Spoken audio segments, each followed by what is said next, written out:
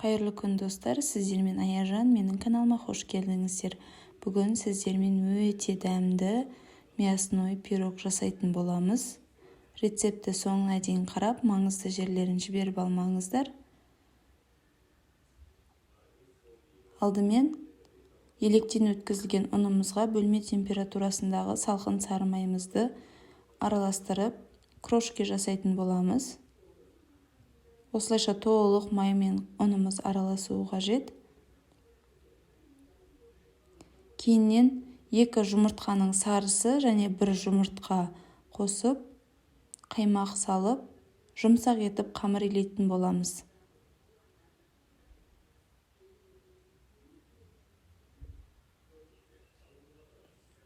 Өте жұмсақ қамыр пайда болды. Енді салафанға салып, тоңазытқышқа, холодильникке 1 сағатқа қойып қоятын боламыз. Осы аралықта салмасын дайындаймыз. 300 грамм фаршқа 300 грамм пияз салып, пиязымызды майдалап турайтын боламыз.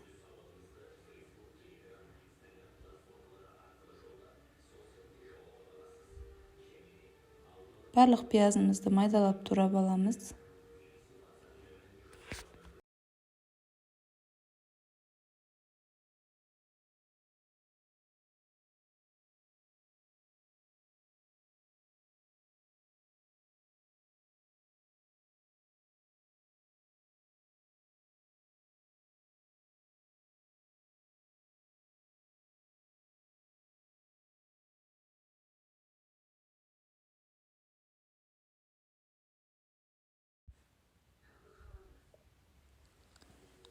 Турап болғаннан соң жақсылап араластырамыз. Бұрыш, қара бұрыш, тұз, дәміне қарай салатын боламыз. Картоп қоссаңыз да, қоспасаңыз да болады. Мен 1 картоп қостым. Картопымызды да жұқалап, майдалап турайтын боламыз.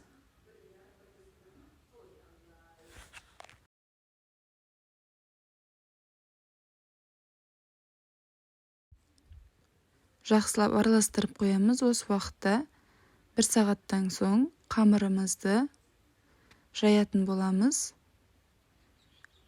Осы қамырдан 2 кішкентай жасасаңыздар да болады. Мен 1 үлкен пирог жасадым. Астыңғы бөлігін үлкендеу етіп,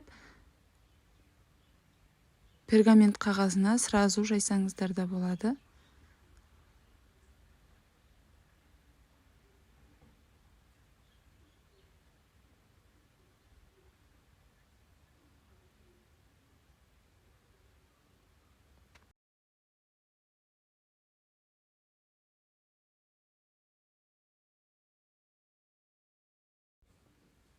Табамызға салып, салмамызды салатын боламыз.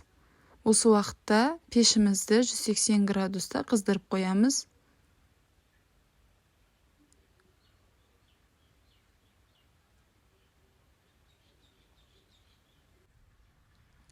Келесі кезекте қамырымыздың үстіңгі бөлігін жайып, орналастыратын боламыз.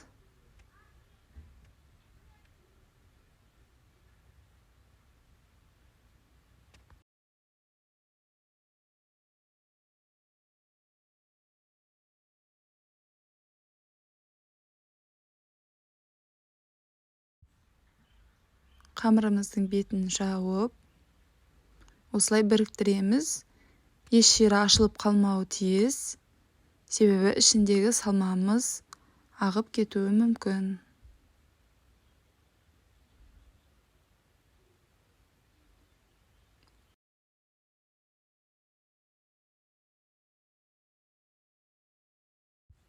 Біріктіріп болған соң артық жерлерін қырқып тастасақ та болады. Кейіннен қалауыңызша әдемілеп өруге болады.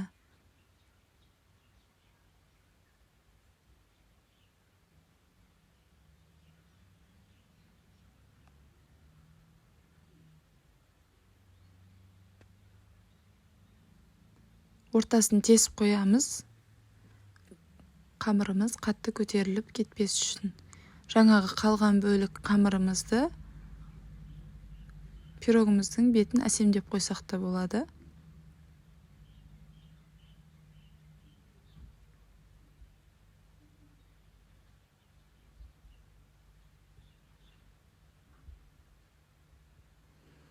Осылайша жасап болғаннан соң жұмыртқаның сарысын жағып 180 градуста 40-45 минутта пісіріп алатын боламыз.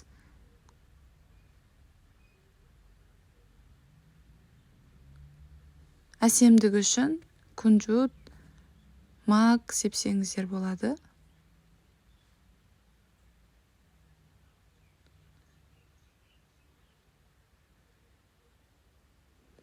Мінекей пирогымыз дайын болып шықты. Өте жұмсақ, қамыры ауызда еритін, өте дәмді шықты. Міндетті түрде жасап көріңіздер.